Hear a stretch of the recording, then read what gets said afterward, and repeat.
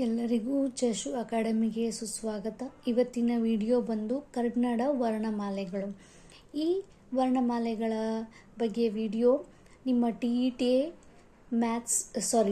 ಕನ್ನಡದಲ್ಲಿ ಉಪಯೋಗಕ್ಕೆ ಬರಬಹುದು. ಕನ್ನಡ ವರ್ಣಮಾಲೆ.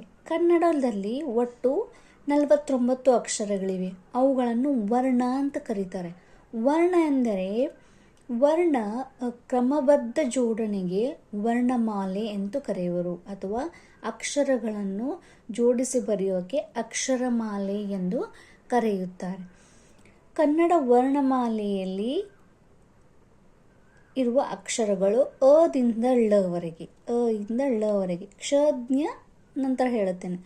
ವರ್ಣಮಾಲೆಯಲ್ಲಿ 3 ವಿಧ: ಸ್ವರಗಳು, ವ್ಯಂಜನಗಳು, ಯೋಗವಾಹಕಗಳು. ಸ್ವರಗಳೆಂದರೆ ಸ್ವತಂತ್ರವಾಗಿ ಉಚ್ಚರಿಸಲ್ಪಡುವ ಅಕ್ಷರಗಳು, ಸ್ವರಗಳು. ಸ್ವರಗಳಲ್ಲಿ 3 ವಿಧ: ಹ್ರಸ್ವಸ್ವರ, ದೀರ್ಘಸ್ವರ, ಪ್ಲುತಸ್ವರ.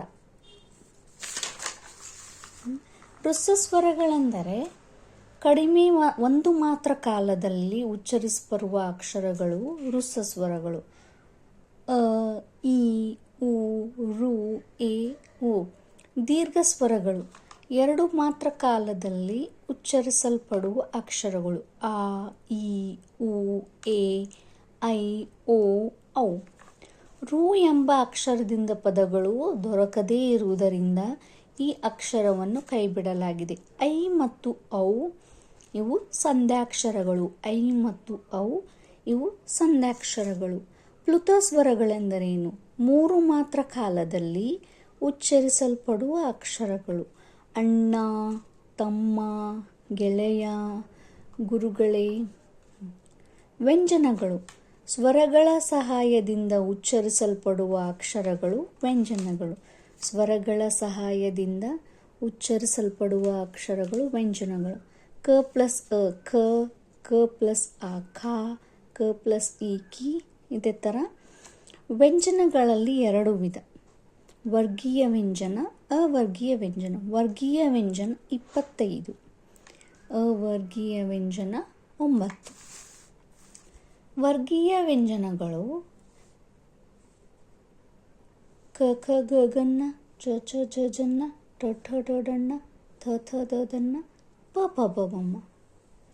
ಈ 1 ಮತ್ತು 3ನೇ ಸಾಲನ್ನು ಅಲ್ಪ ಪ್ರಾಣಗಳು, 2 ಮತ್ತು 4ನೇ ಸಾಲು ಮಹಾಪ್ರಾಣಗಳು.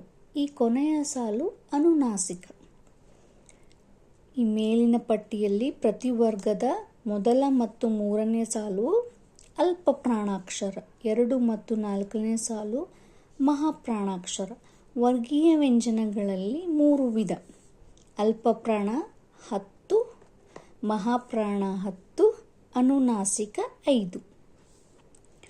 ಅಲ್ಪ ಪ್ರಾಣಾಕ್ಷರಗಳು ಕಡಿಮೆ ಉಸಿರಿನಿಂದ ಉಚ್ಚರಿಸಲ್ಪಡುವವು ಅಲ್ಪ ಪ್ರಾಣಾಕ್ಷರಗಳು: ಕ, ಚ, ಠ, ಥ, ಫ, ಘ, ಜ, ಡ, ದ, ಭ. ಮಹಾಪ್ರಾಣಾಕ್ಷರಗಳು ಕ, ಚ, ಠ, ಧ, ಥ, ಫ, ಫ, ಜ, ಡ, ದ, ಭ. ಅನುನಾಸಿಕ ಯ, ಯ, ಣ, ನ, ಮ.